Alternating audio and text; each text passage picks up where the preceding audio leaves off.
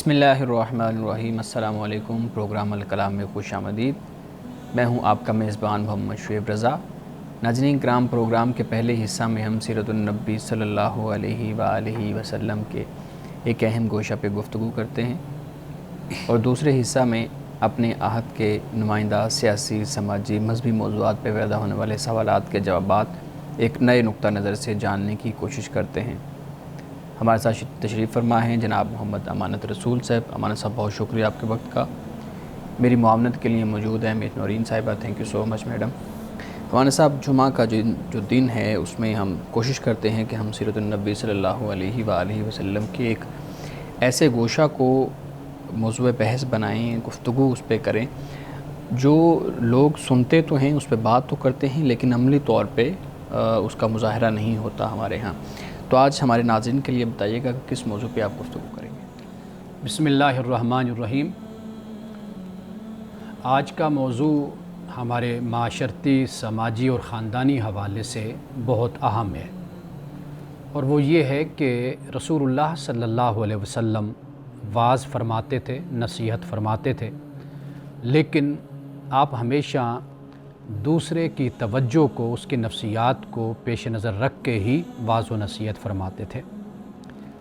یہ بات ہمارے معاشرے کے حوالے سے اس لیے بہت اہم ہو جاتی ہے کہ ہم یہ دیکھتے ہیں کہ گھر کا معاملہ ہو یا باہر کا معاملہ ہو، مسجد کا معاملہ ہو یا مدرسہ اور سکول کا معاملہ ہو، تعلیمی ادارے کا، یا ہم یہ دیکھتے ہیں کہ اپنے معاشرے میں یہ ایک رجحان پایا جاتا ہے کہ ہم دوسرے کو نصیحت کرنا، دوسرے کو واعظ کرنا، یہ اپنا فرض تو ہم خیال کرتے ہیں اور اسے دینی فریضہ خیال کرتے ہیں، لیکن ہم موقع محل اس کا خیال نہیں کرتے کہ آیا کہ ہمیں نصیحت اس موقع پہ کرنی چاہیے یا نہیں کرنی چاہیے، سننے والا اس کے لیے تیار ہے یا نہیں ہے، آیا کہ اس کا اثر اس پر ہوگا یا نہیں ہوگا۔ بالکل ان تمام باتوں سے آنکھیں بند کرتے ہوئے ہم صرف اور صرف واعظ اور نصیحت کرتے رہتے ہیں، جس سے معاشرے میں آپ دیکھتے ہیں کہ لوگوں میں نیکی کا رجحان یا مذہب اور دین کی طرف رغبت بڑھنے کے بجائے لوگوں میں ایک دوری کا احساس پیدا ہوتا ہے۔ یعنی آپ اگر تھوڑا سا اپنے معاشرتی اور سماجی حوالے سے دیکھیں گے، جائزہ لیں گے، تو آپ دیکھیں گے کہ بے وقت واعظ اور نصیحت کا سلسلہ جاری رہتا ہے۔ نہ کسی کے آرام کا خیال کیا جاتا ہے، نہ کسی طالب علم کی تعلیم کا، اس کی اسٹڈی کا خیال کیا جاتا ہے، نہ کسی بزرگ اور کسی بیمار کا خیال کیا جاتا ہے۔ رات کے 12 بجے ہوں، 11 بجے ہو یا صبح ہو، یہ سلسلہ جاری اور ساری رہتا ہے۔ اور گھر میں بھی ہم دیکھتے ہیں کہ جو ماں باپ کا رویہ ہوتا ہے وہ بھی بالکل اسی طرح کا رویہ ہوتا ہے کہ وہ یہ سمجھتے ہیں کہ بچوں کی تربیت ہمارا فرض ہے، ان کو واعظ اور نصیحت کرنا یہ ہماری ڈیوٹی ہے، لیکن کس وقت نصیحت اور واعظ کرنا ہے، کس وقت بات سمجھانی ہے، اس کا خیال اور اس کا لحاظ کوئی بھی نہیں کرتا۔ رسول اللہ صلی اللہ علیہ وسلم کے واعظ اور نصیحت کے حوالے سے حضرت عبداللہ ابن مسعود رضی اللہ تعالیٰ عنہ یہ فرماتے ہیں کہ رسول اللہ ہمیں کبھی کبھی نصیحت فرمایا کرتے تھے، اور آپ کا مقصد یہ ہوتا تھا کہ ہم کہیں اکتا نہ جائیں، بلکہ ایک ارشاد کے مطابق رسول اللہ صلی اللہ علیہ وسلم نے فرمایا کہ میں تمہیں گاہے بگاہے نصیحت کرتا ہوں، اور جب میں یہ دیکھتا ہوں کہ تمہارے دل نصیحت سننے کے لیے اور نصیحت پر عمل کرنے کی طرف مائل ہیں تو پھر میں تمہیں نصیحت کرتا ہوں۔ ناظرین کرام، یہ حدیث یعنی مستند حدیث ہے، صحیح البخاری کی حدیث ہے، اور اسی طرح رسول اللہ صلی اللہ علیہ وسلم صحابہ یہ بھی بیان کرتے ہیں کہ جب کبھی آپ ہم سے گفتگو فرماتے یا آپ واعظ فرمایا کرتے تھے تو صحابہ کہتے ہیں کہ ہمارے دل کانپ جایا کرتے تھے اور ہماری آنکھوں سے آنسو جاری ہو جاتے تھے۔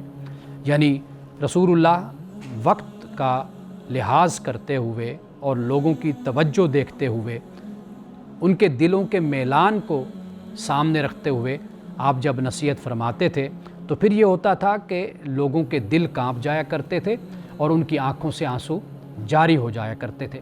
رسول اللہ صلی اللہ علیہ وسلم نے اس لیے فرمایا کہ بشرو، آپ نے فرمایا کہ بشارت دو، یعنی پہلے فرمایا یسرو ولا تعسرو، آسانی پیدا کرو، تنگی مت پیدا کیا کرو، بشرو ولا تنفرو، فرمایا کہ بشارت دیا کرو، خوشخبری دیا کرو، لوگوں میں نفرت مت پیدا کیا کرو۔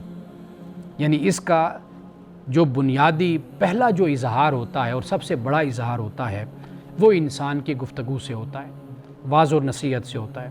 ہم بات کو شروع کرتے ہیں منفی انداز میں۔ رسول اللہ صلی اللہ علیہ وسلم ہمیں تلقین فرماتے ہیں کہ بات کو شروع کرو مثبت انداز سے، بشارت کے انداز سے۔ یعنی ایک طریقہ یہ ہوتا ہے کہ آپ کسی کو جہنم سے ڈرا کر اس انداز سے کہتے ہیں کہ بھی نماز پڑھو، کہ جہنم میں تمہیں عذاب ہوگا، تم دوزخ میں ڈالے جاؤ گے اور تمہیں اللہ تعالیٰ اس طرح تمہیں سخت سزا دے گا اگر تم نماز نہیں پڑھو گے۔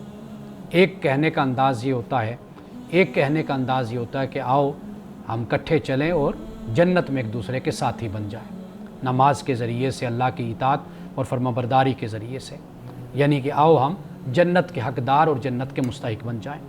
تو ہمارے ہاں بات شروع کی جاتی ہے نفرت سے، دوری سے، تنگی سے بات شروع کی جاتی ہے۔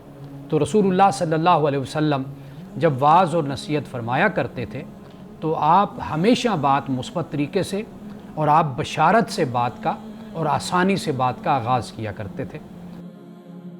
اب سوال یہ پیدا ہوتا ہے کہ ہمیں رسول اللہ صلی اللہ علیہ وسلم کی سیرت کی روشنی میں کیا طریقہ اختیار کرنا چاہیے۔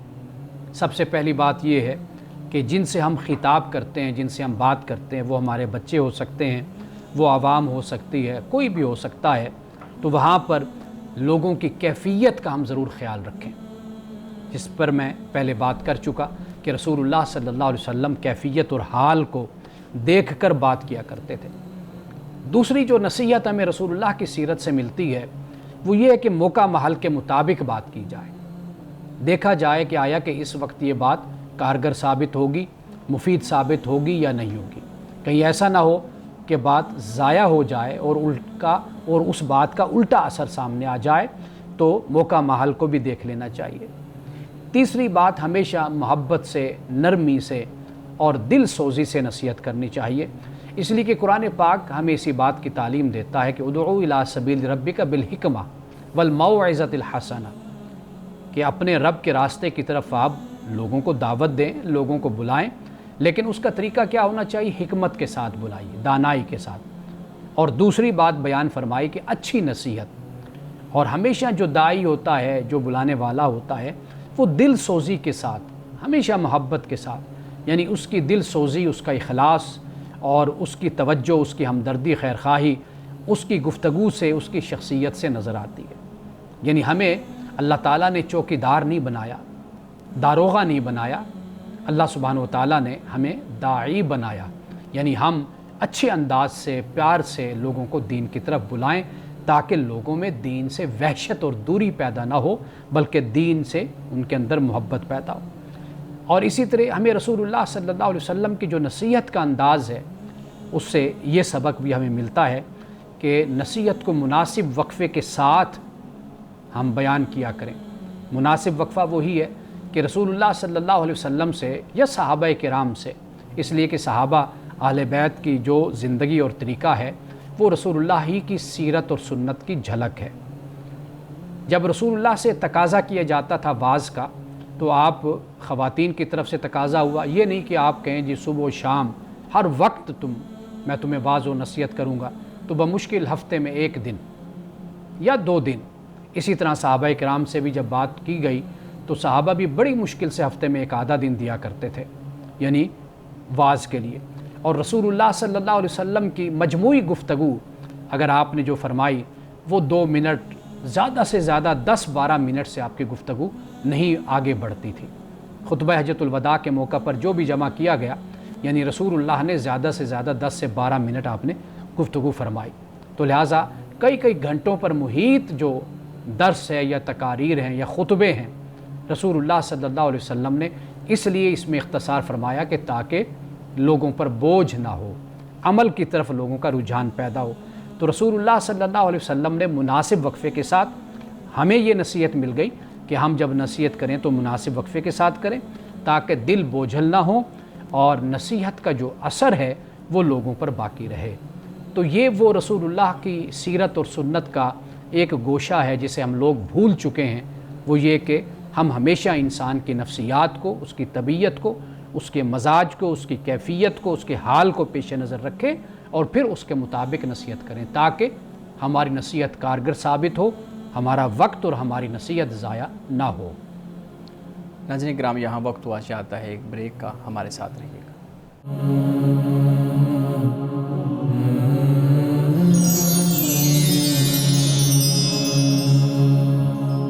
پھر خوش آمدید۔ امانت صاحب، بہت شکریہ۔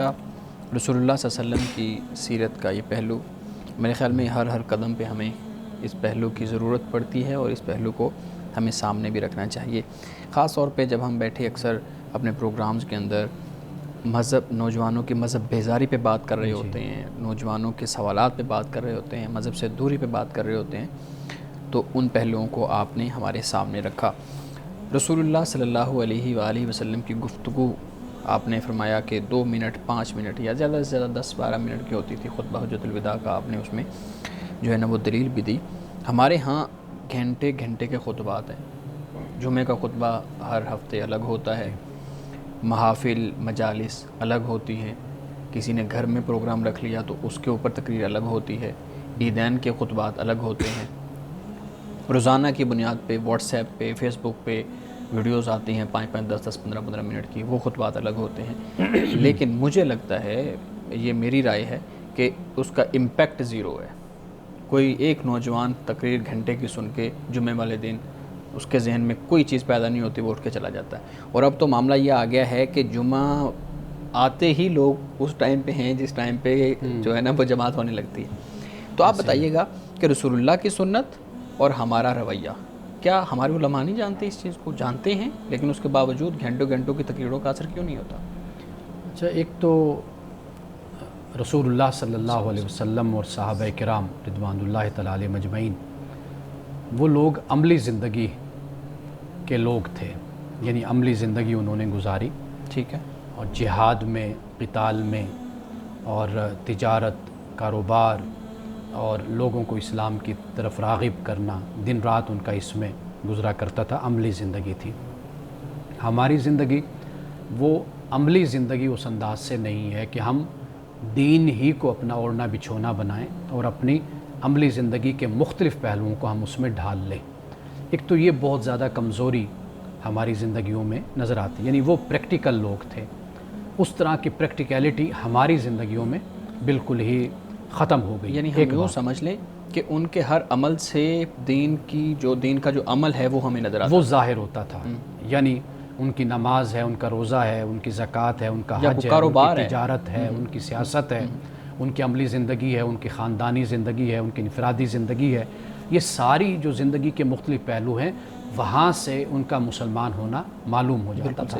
بالکل ہماری بدقسمتی یہ ہے کہ ہمارا اسلام صرف یہ ہے کہ بیان کرنے کی حد تک ہے، اور لوگ بھی اسی طریقے سے اختیار کرتے ہیں۔ جب وہ عملی زندگی میں آتے ہیں تو اسلام بالکل ان کی زندگی میں کہیں پر بھی نظر نہیں آتا، یعنی تجارت دیکھ لیں، سیاست دیکھ لیں، آپ خاندانی زندگی دیکھ لیں اور مختلف پہلو دیکھ لیں، تو یہ ایک کمزوری ان کے ہاں، ہمارے ہاں یہ نظر آتی ہے، ان کے ہاں یہ چیز نہیں تھی۔ ایک بات بیان فرمایا۔ دوسری بات یہ ہے کہ 1400-1500 سال کا بھی ایک بہت بڑا فرق بھی ہمیں نظر آتا ہے، یعنی وہ فرق یہ ہے کہ واضح بات ہے کہ قوموں پر جب صدیاں گزرتی ہیں تو وہ عمل میں بھی سستی پیدا ہوتی ہے، کاہلی پیدا ہوتی ہے، اور دین اور مذہب سے دوری پیدا ہوتی، اپنی روایت، اپنی رسوم اور رواج، ان میں زیادہ انسان انڈلج ہوتا ہے، پختگی ہوتی ہے، یہ بھی دوسرا پہلو ہو جاتا ہے۔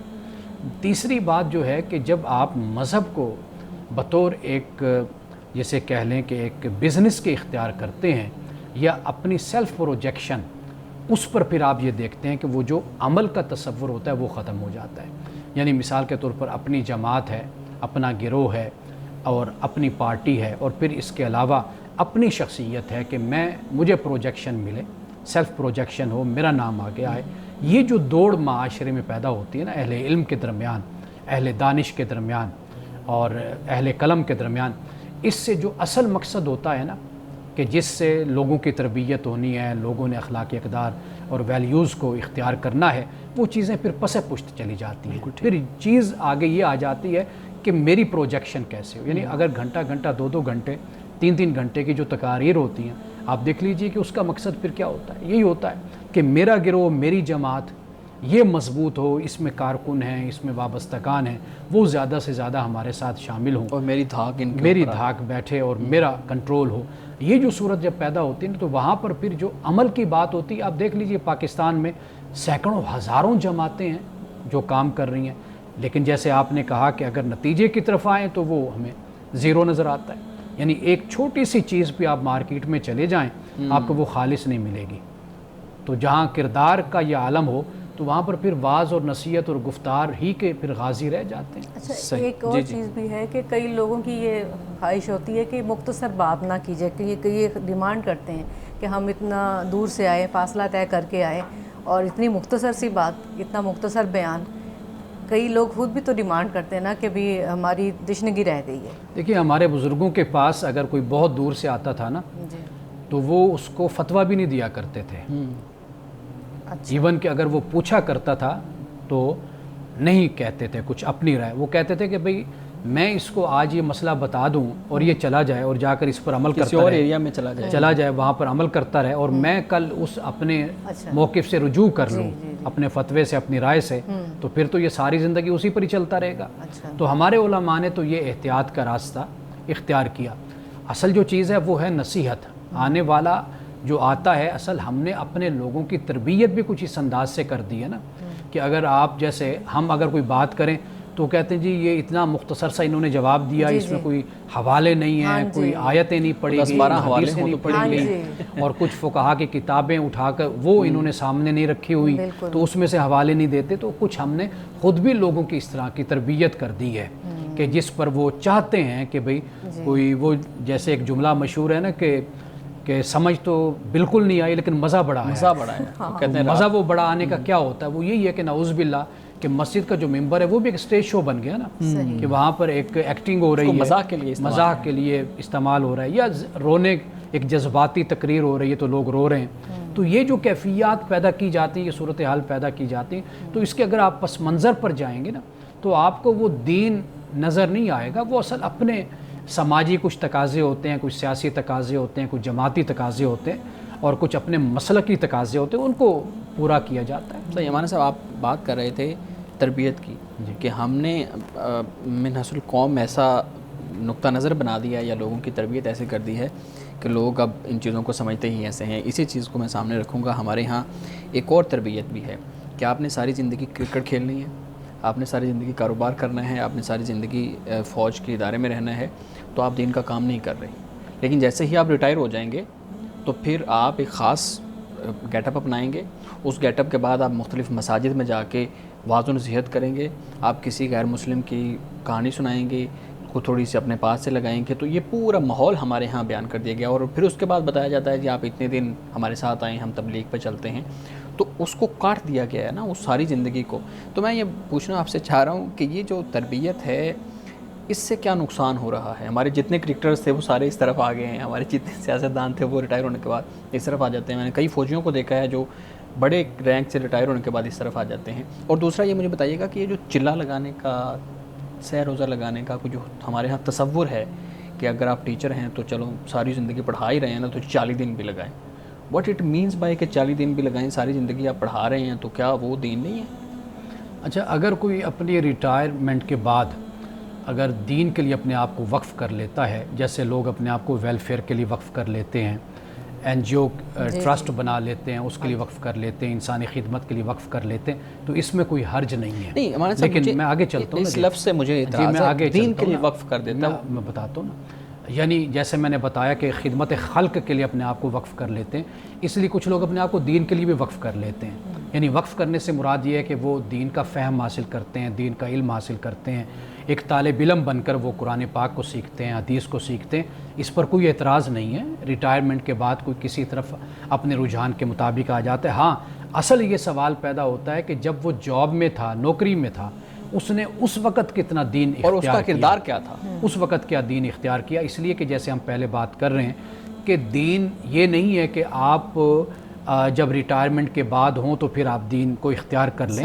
ریٹائرمنٹ سے پہلے بھی جب آپ جاب کر رہے ہیں، آپ ایمانداری سے اپنی ڈیوٹی کو آپ ادا کریں، ایمانداری سے آپ تنخواہ پر گزارا کریں، آپ رشوت سے اپنے آپ کو بچائیں، اپنے آپ کو جھوٹ سے بچائیں اور اپنے آپ کو اس کلچر سے اپنے آپ کو بچائیں کہ جو چاپلوسی اور سفارش کا کلچر ہے. یہ اصل اسلام یہ ہے کہ جس کو آپ نے آن ڈیوٹی آپ نے اختیار کرنا ہے. ہمارے ہاں اصل جو اعتراض میں سمجھتا ہوں جو آپ بات کہنا چاہ رہے ہیں وہ یہ ہے کہ ہمارے ہاں اصل اعتراض یہ تب پیدا ہوتا ہے کہ جب ہم دیکھتے ہیں کہ ہماری جو ملازمت کی زندگی ہے تو وہ بالکل اسلام کے خلاف ہے. یعنی اسلام نے جو تعلیمات احکام دی اس کے بالکل برعکس ہے. لیکن جیسے ہی ریٹائرمنٹ ہوئی اس کے بعد فوراً پھر ہم نے اپنے آپ کو اس میں ڈھال لیا. یہ تب اعتراض پیدا ہوتا ہے کہ جب ڈیوٹی کی جو لائف ہے وہ اصل اسلام کے بالکل برعکس ہوتی ہے, لوگوں کے ساتھ زیادتی اور ظلم پر مبنی ہوتی ہے. تو بعد میں پھر یہ سوال اٹھایا جاتا ہے کہ جی آپ ریٹائرمنٹ کے بعد آپ اس طرف یہ آ جاتے ہیں یہ لوگ. یہ اعتراض اس بنیاد پر تو ٹھیک ہے یہ بات جو آپ کہہ رہے ہیں, لیکن اگر کوئی اپنی وہ زندگی بھی اچھی گزاری اس نے لیکن ایمانداری کے ساتھ گزاری, ریٹائرمنٹ میں بھی اگر وہ اپنے رجحان کے مطابق کچھ طریقہ اختیار کر لیتا ہے تو اس میں کوئی حرج نہیں ہے. جہاں تک آپ نے یہ بات کی کہ 100 روزہ ہے یا 40 روزہ ہے, دیکھیے یہ انسان کا اپنا ایک رجحان ہوتا ہے, لیکن بنیادی بات یہ ہے کہ وہ اپنی بنیادی ذمہ داریوں سے کبھی بھی عہدہ برا نہیں ہو سکتا. یعنی دین اس کو یہ پابند کرتا ہے. یعنی مثال کے طور پر کاروبار کر رہا ہے, دکان پر بیٹھتا ہے تو وہ دکان چھوڑ کر نہ جائے. کیوں؟ اس لیے کہ دکان پہ بیٹھ کے حلال روزی کمانا, اپنے بیوی بچوں کا پیٹ پالنا یہ بھی دین ہی کا حصہ ہے. اسی طرح وہ شخص کے جو مسجد میں نماز پڑھ رہا ہے اور اپنی ذمہ داریوں کو بہتر طریقے سے ادا کر رہا ہے تو وہ اس کے لیے کافی ہے. ٹھیک ہے نا جی. یعنی دین کو اس طریقے سے ہمیں سمجھنا ہوگا جو اللہ نے اپنے رسول صلی اللہ علیہ وسلم پہ اتارا, اس میں جو ترجیحات ہیں وہ ہمیں پیش نظر رکھنی ہوں گی, اس کو ہم کبھی بھی الٹ پلٹ نہیں کر سکتے. اچھا یہاں پر بھی اعتراض جب آپ اٹھا رہے ہیں اس کی وجہ بھی بنیادی طور پر یہی ہے کہ لوگ مثلا چلے پر یا 3 دنوں کے لیے چلے گئے سہ روزہ پر, لیکن پیچھے بچوں کے معاملات ہیں, بیوی کے معاملات ہیں, والدین کے معاشی معاملات ہیں, وہ بیچارے پھر در بدر کی ٹھوکریں کھاتے ہیں, مانگتے پھر رہے ہوتے ہیں کہ ابو آئیں گے پھر آپ کو واپس کر دیں گے, یا یہ ضرورت یا وہ ضرورت, تو غیروں کے در پر بیچارے ہوتے ہیں. تو وہ وہاں پر پھر یہ اعتراض ضرور اٹھتا ہے. لیکن جیسے ایک انسان حج پر جاتا ہے, اپنے پیچھے سارا انتظام کر کے جاتا ہے کہ بھئی بیوی بچوں کے معاملات ہیں, اخراجات ہیں, جبکہ حج فرض ہے, یہ اس کے لیے بھی یہ بھی ذمہ داری ہے. تو وہاں پر اگر یہ ہے تو یہاں پر تو بدرجہ عتم اس کی یہ ذمہ داری بن جاتی ہے. اصل میں ہم مسئلہ وہاں پہ پیدا ہوتا ہے جب ہم ایک دوسرے کے مقابلے میں چیزوں کو لے کر آ جاتے ہیں. ہم اگر وہاں پر اس کی ایڈجسٹمنٹ ہو جاتی ہے نا, مطابقت ہو جاتی ہے, تو پھر کوئی اعتراض اسلام کو نہیں ہے, کوئی شریعت کو اعتراض پھر اس پر کوئی نہیں ہے. صحیح. ناظرین کرام, یہاں وقت ہوا چاہتا ہے ایک بریک کا, ہمارے ساتھ رہیے.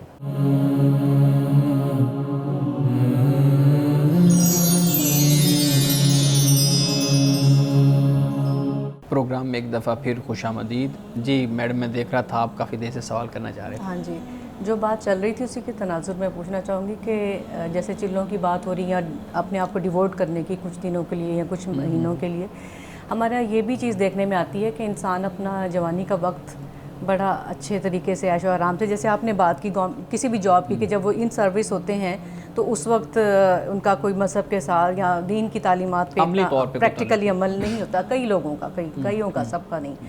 اسی طرح دیکھنے میں جو ہمارے یہاں عام رویہ دیکھا جاتا ہے کہ جو جوانی ہے یا لڑک پن ہے, اس سے بھی پہلے یعنی لڑک پن, جوانی, مڈل ایج, وہ ہم اپنے طریقے سے گزارتے ہیں, اور جیسے ہم ڈھلنے لگتے ہیں تو پھر ہم آ جاتے ہیں دین کے ساتھ جوڑنے کے لیے, اپنے آپ کے عبادات سے بھی ہم جوڑ لیتے ہیں اور باقی سارے معاملات کے ساتھ بھی. یہ پریکٹس ہماری جو سی ہے یہ بہت غلط پریکٹس ہے. اس کے لیے ہمیں کیا کرنا چاہیے؟ لوگ معاف نہیں کرتے, خدا معاف کر دیتا ہے. کسی بھی عمر انسان اپنی زندگی میں جب بھی اس کی طرف پلٹ آئے تو وہ اللہ تعالیٰ جو اس کے حقوق ہیں, جو اللہ کے, جو جس میں اس نے کوتاہیاں کی, اللہ وہ معاف کر دیتا ہے.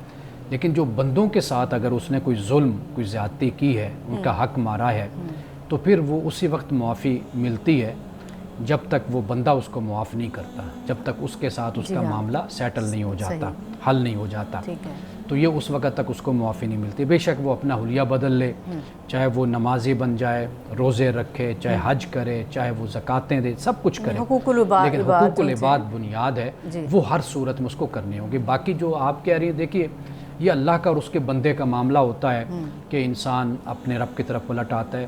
اس میں بھی کوئی شک نہیں ہے کہ انسان کی جو نوجوانی جوانی ہوتی ہے اس میں انسان سے بہت سی غلطیاں بھی, بہت سی خطائیں بھی ہوتی ہیں, اور وہ ارادتاً بھی ہوتی ہیں، غیر ارادی طور پر بھی ہوتی ہیں، سب کچھ یہ انسانی زندگی کا حصہ ہے۔ تو میں یہ سمجھتا ہوں کہ اس شخص کے لیے یہ بہت بڑی رب کی طرف سے دولت ہے کہ اس کو اللہ نے اگر زندگی دے دی اور اس زندگی میں اس نے اللہ تعالیٰ سے توبہ کر لی، ٹھیک ہے، معافی مانگ لی، تو وہ بہت خوش نصیب انسان ہے۔ لیکن تو ہمارا انسان کا جو ذاتی معاملہ ہے وہ اس کا رب کے ساتھ ہی ہوتا ہے۔ وہ ٹھیک ہے، لیکن یہ تصور بھی تو ذہن میں ہونا چاہیے نا ہر لمحے کہ پتہ نہیں بڑھاپے تک ہماری سٹیج آنی بھی ہے کہ نہیں۔ زندگی کا گزرنے والا ہر لمحہ ہمارے لیے ایک مہلت ہے، تو اس مہلت کو استعمال کرنے کو ہمیں پرائیورٹی پہ رکھنا چاہیے۔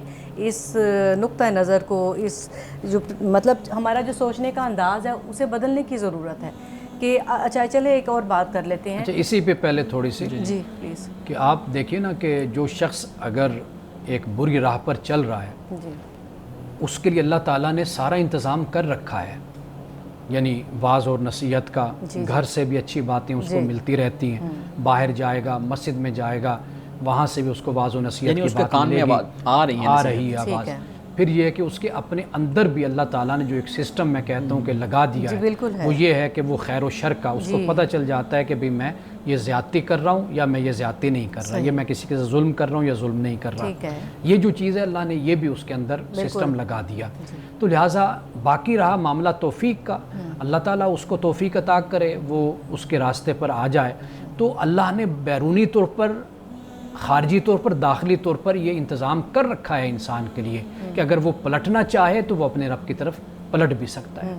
اچھا مان صاحب، کچھ نوجوانوں کو بھی دیکھا گیا ہے جیسے بچپن میں ہم یہی جیسے ہمیں کہا جاتا ہے کہ بچہ جب 7 سال کا ہوتا ہے تو اس کی نماز کے حوالے سے جو ٹریننگ ہے کہ بھی آپ اس کے ساتھ کیسے ٹرین کرنا، اس کی ساری یعنی تدریجاً ہمیں بتایا گیا ہے کہ آپ نے اسے کیسے ٹرین کرنا، اس میں سختی بھی آ جاتی ہے۔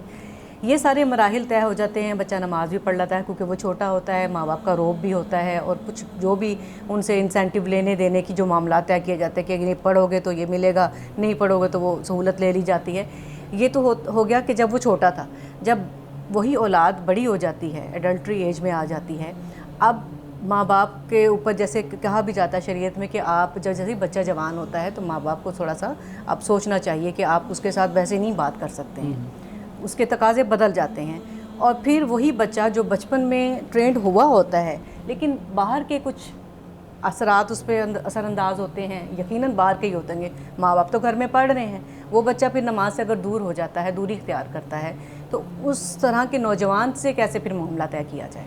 پہلی بات تو یہ کہ ماں باپ کا صرف نماز پڑھنا کافی نہیں ہوتا نا، جیسے آج ہم نے سیرت کے حوالے سے پڑھا کہ واعظ و نصیحت بھی والدین مناسب وقت کے حساب سے کریں نا۔ بچوں کو اکثر طور پر دیکھنے میں آیا کہ باغی کرنے میں خود والدین کا بڑا کردار ہوتا ہے۔ بالکل، یعنی وہ انداز ہی گفتگو کا ایسا کریں گے، آغاز ایسا کریں گے، وہ خود بخود بچہ جو ان سے ہے وہ اس سے دوری اختیار کرتا ہے۔ یعنی وہ بچہ وہی بن کر دکھا دیتا ہے جو والدین جس طرف اس کو ہمیشہ کہتے رہتے ہیں، یعنی ضد میں ٹوکتے، ضد میں کرتے رہتے ہیں، یعنی خود بخود اس کو منفی جو ایک سوچ اس کو رویہ دیتے ہیں نا، وہ پھر وہ ضد میں آ کر وہی بن کر دکھاتا ہے کہ آپ یہ کہتے ہیں میں نماز نہیں پڑھتا تو دیکھو پھر میں پڑھتا بھی نہیں ہوں، نعوذ باللہ۔ تو وہ یہ کہنے پر ایک تو یہ بات ہے کہ والدین کا صرف نماز پڑھنا کافی نہیں ہوتا، ان کو اپنی واعظ اور نصیحت اور اپنے انداز کو بھی تبدیل کرنا چاہیے۔ تیسری بات جو آپ نے کہی کہ باہر کا اثر، تو اس میں کوئی شک نہیں ہے کہ باہر کا بھی اثر ہوتا ہے، لیکن اس کے لیے بھی اگر ماں باپ کچھ اس طرح کا کام کر سکیں اور ان کی یہ بات اختیار میں ہو کہ وہ اپنے بچوں کی بیرونی زندگی پر بھی اثر انداز ہو سکیں، یعنی دوستوں کے چناؤ میں، تعلق میں، صحبت میں اگر کسی حد تک وہ کوئی اختیار رکھتے ہوں، اس میں کوئی تبدیلی لا سکیں تو وہ اپنا کردار وہاں پر ضرور ادا کریں۔ باقی جب وہ بچہ بالغ ہو گیا، عاقل ہو گیا، سمجھدار ہو گیا، تو پھر ماں باپ کا کردار صرف اتنا رہ جاتا ہے کہ واعظ کا یا نصیحت کا، رہنمائی کا، یا گھر کے اپنے ماحول کو بہتر رکھنے کا۔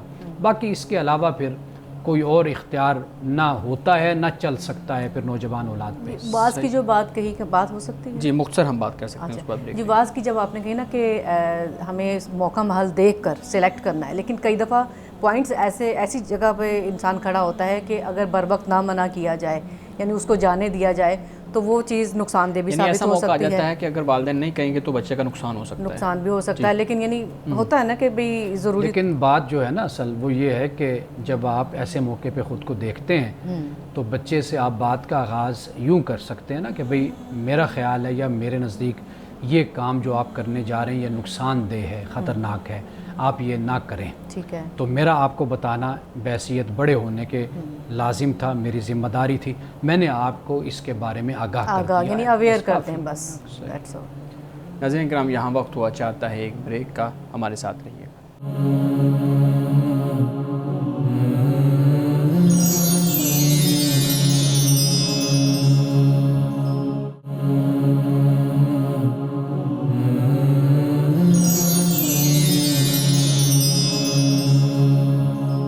پروگرام میں ایک دفعہ پھر خوش آمدید.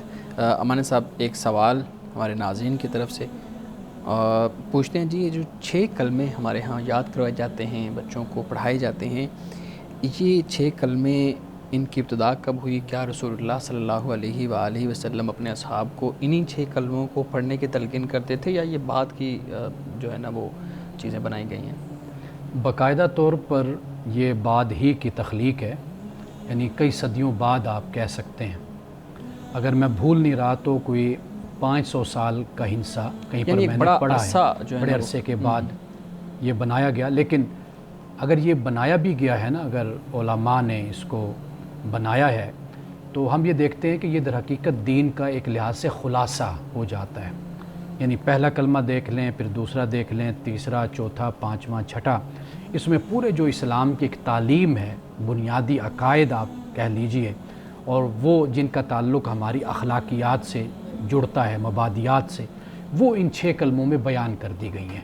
تو بعض لوگ ان چیزوں پر اعتراض کرتے ہیں، لیکن کوئی اعتراض کی صورت بنتی نہیں ہے. ضروری نہیں ہے کہ رسول اللہ صلی اللہ علیہ وسلم ہی کے زمانے میں جو موجود ہو تو وہی ہم اس کو لیں. بہت کچھ ہے کہ جو دین کو بنیاد بنا کر جو چیزیں بعد میں ہمارے علماء نے، فقہاء نے، محدثین نے ہماری لکھی ہیں، تیار کی ہیں، تو وہ لوگوں میں رائج ہوئی. تو اس سے کم از کم یہ ہے کہ دین کا ایک خلاصہ، ایک ایسنس وہ لوگوں کے سامنے آ گیا کہ اگر ہم بچوں کو 6 کلمے پڑھاتے ہیں تو ترجمے کے ساتھ ہمیں پڑھانا چاہیے. کیونکہ یہ در حقیقت دین کو اگر آپ قرآن تفصیل سے پڑھیں گے، آپ حدیثیں تفصیل سے پڑھیں گے، اسلامی روایت کو، ورثہ کو، لٹریچر کو آپ پڑھیں گے، اس کا ایک خلاصہ مین پوائنٹس 6 کلموں میں وہ آ جاتی ہے. تو آپ نے خود ہی بات کی کہ ترجمے کے ساتھ، تو کیا پنجاب میں رہنے والوں کو پنجابی 6 کلمے نہیں یاد کرنے چاہیے؟ وہ عربی یاد کرتے ہیں، وہ بچے کو 20 سال تک، 25 سال تک نہیں پتہ ہوتا کہ میں نے کیا یاد کیا تھا. دیکھیے یہ ایک دوسری انتہا ہوتی ہے. عربی کے ساتھ جو ہماری وابستگی ہے وہ در حقیقت یہ ایک الہامی زبان ہے، قرآن اس میں اترا، رسول اللہ صلی اللہ علیہ وسلم کی زبان بھی یہ ہے، تو اس سے ایک علیحدہ ہماری وابستگی اور تعلق ہے، اس کو بھی ہم چھوڑ نہیں سکتے. لیکن جو ہماری علاقائی زبان ہے اس کو بھی اختیار کرنا چاہیے. بات پھر وہی آ جاتی ہے کہ جو ہم ایک دوسرے کے مقابلے میں چیزوں کو لا کر کھڑا کر دیتے ہیں نا، اس سے بہت نقصان ہوتا ہے. ہر چیز کی اپنی ضرورت اور اہمیت ہے، اس سے کبھی انکار نہیں کیا جانا چاہیے. انڈرسٹینڈنگ کے لیے تو کسی مطلب ترجمہ جو سا ہے انگلش میں، جب قرآن پاک کے ترجمے ہو رہے ہیں، احادیث کے ہو رہے ہیں، تو یہ تو بڑی بنیادی سی چیز ہے. اردو تو ہماری قومی زبان ہے، پنجاب میں بے شک وہ رہ رہے ہیں، اردو تو ہر کوئی پڑھتا اور سنتا ہے اسکولوں میں. نہیں، لیکن جب ہم مساجد میں دیکھتے ہیں، پھر مدارس میں دیکھتے ہیں، خاص طور پہ مساجد میں جب ہم بھی چھوٹے تھے پڑھتے تھے تو عربی کی وہ ایک کتاب ہوتی تھی، اس کے اوپر سے یاد کرتے تھے، تو بس وہ یاد کروا دیتے تھے. لیکن یہ کہ اس کے ساتھ اس کا جو ترجمہ ہے یہ ہر صورت میں ہونا چاہیے تاکہ پتہ. مثال کے طور پر آپ دیکھیے، آپ تو کلموں کی بات کر رہے ہیں نا، ہمیں ساری زندگی نماز پڑھتے ہوئے ہو گئی، ہمیں سورۃ الفاتحہ کا ترجمہ نہیں آتا، اور جو صورتیں ہم نے ساتھ پڑھنی ہوتی ہیں ہمیں اس کا ترجمہ نہیں آتا. ہم جو کھڑے بیٹھے، رکوع، سجدہ اور قعدہ تسبیحات پڑھتے ہیں ہمیں اس کا ترجمہ نہیں آتا. ایمان بڑھنے کی تو بات ہم کر سکتے ہیں کہ نماز اور اللہ کے ساتھ تعلق اور بھی چیزیں جب ہم دین کی پڑھتے ہیں، بنیادی چیزیں، تو ہمارا ایمان بڑھتا ہے. لیکن ایمان گھٹنے کی کیا وجوہات ہو سکتی ہیں؟ دیکھیے واضح بات ہے کہ جب آپ ایسے اعمال سر انجام دیتے ہیں کہ جو دین کے خلاف ہوتے ہیں، جو شریعت کے خلاف ہیں، تو اس سے ایمان گھٹتا ہے. یعنی ایمان بڑھتا جیسے اچھے اعمال کے ساتھ ہے. ایمان کا بڑھنا یہی ہوتا ہے کہ اللہ کا قرب انسان کو حاصل ہوتا ہے، نیکیوں میں انسان کو طاقت حاصل ہوتی ہے، انسان زیادہ راسخ ہوتا ہے نیکیوں میں. اس کی زندگی ایمان والی ہو جاتی ہے، ایک مومنانہ زندگی ہو جاتی ہے، تو یہ ایمان کا بڑھنا ہوتا ہے۔ جیسے انسان بدعمالی کی طرف آتا ہے، نافرمانی کی اور معصیت کی طرف آتا ہے، تو پھر انسان کا جو ایمان ہے وہ گھٹتا چلا گیا۔ یعنی مطلب یہ ہے کہ اب اس کی جو زندگی ہے وہ کفر کے قریب ہوتی چلی گئی، نفاق کے قریب ہوتی چلی گئی، تو وہاں سے پھر اس کا ایمان گھٹتا چلا گیا۔ اچھا مولانا صاحب یہ بتائیے گا کہ ہمارے ہاں یہ خاص قسم کا کانسیپٹ، یا آپ کہہ لیں کہ جب سے یہ انٹرنیٹ آیا ہے بہت سی عجیب طرح کے سوالات ہیں۔ ایک سوال ہمیں ناظرین کی طرف سے موصول ہوا، پوچھتے ہیں جی کہ آج انٹرنیٹ ہے، انٹرنیٹ کے ذریعے پیغام 1 منٹ کے اندر دنیا تک پہنچ جاتا ہے، تو کیا ایسا ممکن نہیں تھا کہ یا اللہ تعالیٰ انٹرنیٹ کو اپنے نبی کے دور میں جو ہے نا وہ سہولت دے دیتا، یا پھر آج کے دور میں نبی کو بھیجتا تاکہ جو پیغام ہے وہ پوری دنیا تک پہنچ جاتا کمپیریٹیولی کہ 1000 2000 4000 لوگوں تک؟ آپ اس بات پہ یا اس سوال پہ آپ غور کریں گے نا، آپ دیکھیں گے کہ پریشانی کی بنیادی وجہ کیا ہے اس کنفیوژن کی۔ وہ یہ ہے کہ جب ہم خدا کی ڈومین میں مداخلت کرتے ہیں، خدا کی ڈومین میں خدا ایسا کر لیتا، یعنی وہ ہمارا ایریا ہی نہیں بنتا، وہ ہماری ڈومین ہی نہیں ہے کہ ہم اس میں جا کر مداخلت کریں اور خدا کو مشورے دینا شروع کر دیں، ہم اس قابل بھی نہیں ہیں۔ اب خدا نے جو اپنی کائنات بنائی، انسان کو بنایا، جو دنیا بنائی، اس نے اپنی حکمت کے تحت، اور اس میں وہ ایک پورا نظم، ایک سسٹم ہمیں آرگنائز طریقے سے ہمیں ایک نظر آتا ہے، وہ خدا کا قائم کردہ ہے۔ اور دوسری بات یہ ہے کہ اللہ کا جو دین ہے وہ اس وقت خدا بھیجتا ہے کہ جب اس کے دین میں کوئی تحریف ہوتی ہے، جب اللہ کی کتاب محفوظ ہے ہمارے پاس، اور وہ کتاب اس طرح محفوظ ہے کہ ہم اس کو پڑھتے ہیں، اس کو پڑھاتے ہیں، سمجھتے ہیں، سمجھاتے ہیں، دنیا تک ہم اس کو پہنچا رہے ہیں۔ اب اگر انٹرنیٹ آ بھی گیا تو خدا کا دین تو محفوظ ہی ہے۔ بالکل، یا تو یہ ہونا کہ کوئی نعوذ باللہ کوئی ایسی صورت جو پہلے ہوئی، تحریف کی صورت ہوئی کتابوں میں یا تعلیمات میں، تو پھر ہم یہ سوال اٹھائیں۔ جب دین ہی محفوظ ہے، اب یہ ذمہ داری آپ کی میری ہے کہ ہم اس انٹرنیٹ کے دور میں اس سہولت سے فائدہ اٹھاتے ہوئے لوگوں تک خدا کے دین کو، اللہ کی کتاب کو ہم پہنچاتے رہیں۔ صحیح۔ مولانا صاحب آج کے حدیث مبارک کا بیان کیجیے گا۔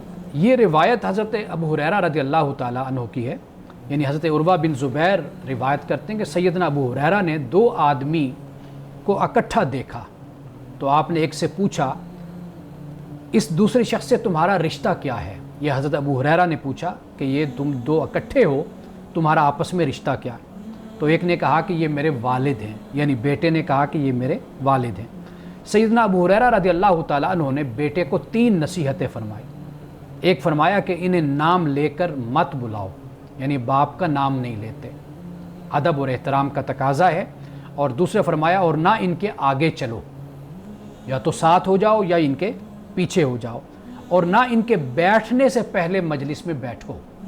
یہ حضرت ابو ہریرہ رضی اللہ تعالیٰ عنہ نے باپ کے حوالے سے، والد کے حوالے سے بیٹے کو نصیحت فرمائی۔ میں ایک مرتبہ پھر اختصار کے ساتھ دہرا دیتا ہوں۔